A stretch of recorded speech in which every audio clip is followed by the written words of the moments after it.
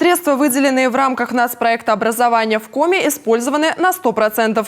Об этом на коллегии Министерства образования, науки и молодежной политики Коми сообщила руководитель ведомства Наталья Якимова. Рекордные суммы были направлены на строительство объектов. На следующий год планов еще больше. О региональных успехах и проблемах Евгений Стокас.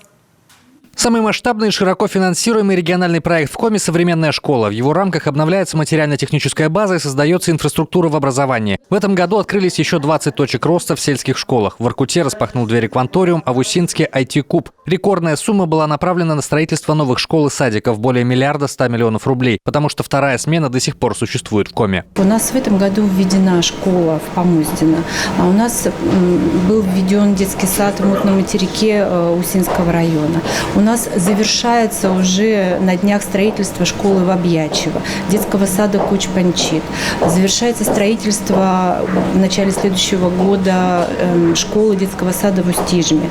В этом году началось в рамках этого же проекта «Современная школа» строительство большой школы в Эжвинском районе, школы в Выжме, очень долгожданной, которая поможет ликвидировать вторую смену. В рамках современной школы в отдаленные села республики прибыло 13 земских учителей. В 3 коррекционных учебных заведениях улучшились условия для детей с особенностями здоровья. Еще один важнейший региональный проект – «Молодые профессионалы». В техникумах и колледжах в этом году появилось 12 новых мастерских. В программы дополнительного профессионального образования, которое поручал развивать глава Коми, включились с этого ноября уже 1400 школьников. У нас увеличивается количество общеобразовательных организаций, которые готовы и стремятся получить лицензию на организацию профобучения.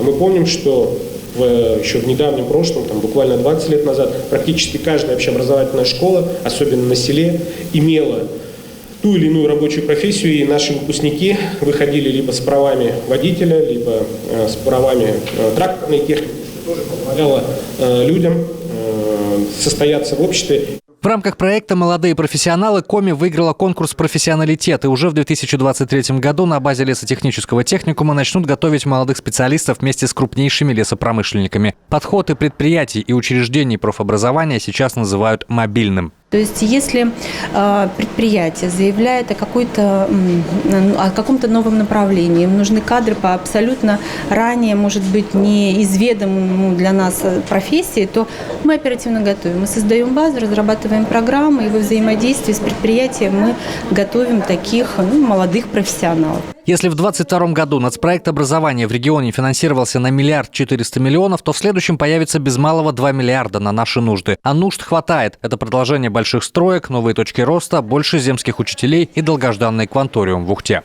Евгений Стокас, Алексей Паршуков, Юрган.